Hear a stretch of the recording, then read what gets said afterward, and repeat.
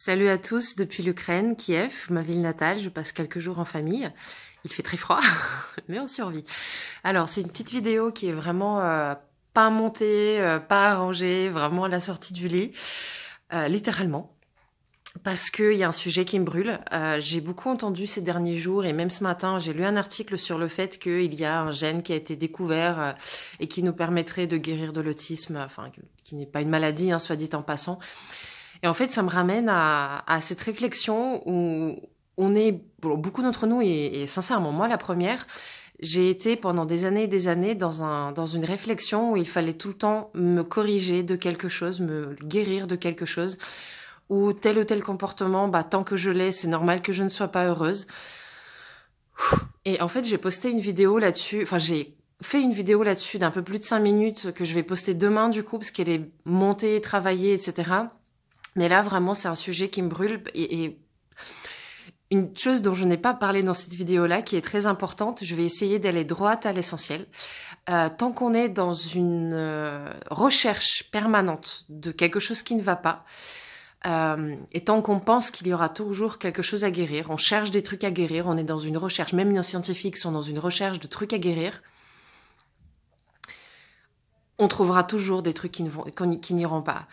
Et sérieusement, ça me démange là, parce que je le comprends, encore une fois. Alors déjà, je ne parle pas des maladies dont il faudrait guérir, hein, bien évidemment.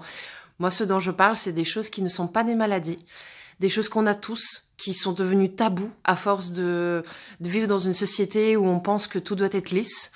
Et ces choses-là, non, il ne faut pas les guérir. On n'est pas obligé de guérir de tout et d'être lisse et parfait.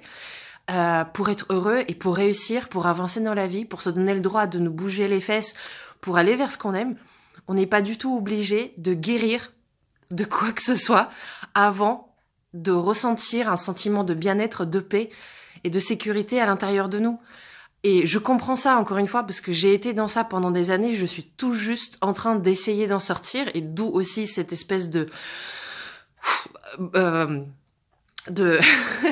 de fièvre dans cette vidéo, parce que ça me brûlait la gorge et les lèvres de le dire, ça me démangeait. Mais on ne peut pas être dans une recherche perpétuelle de tout ce qui ne va pas. Sinon, même le monde paisible, la paix dans le monde et le monde parfait dont on rêve tous, bah, on peut lui dire au revoir, parce que on veut la paix, on veut l'amour, on veut le bonheur, mais on recherche tous les détails qu'il faut absolument guérir avant ça. On s'en sortira pas.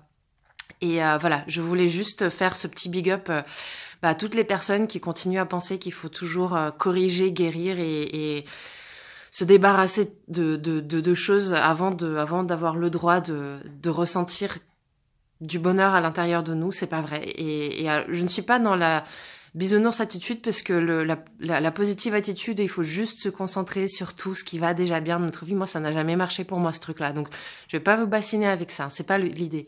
L'idée, c'est de se dire que, premièrement, c'est juste ok d'avoir des défauts. C'est juste ok d'avoir encore des réactions qu'on n'aime pas en nous, et ça ne fait pas de nous des personnes mauvaises, et ça ne nous ferme pas toutes les portes au bonheur.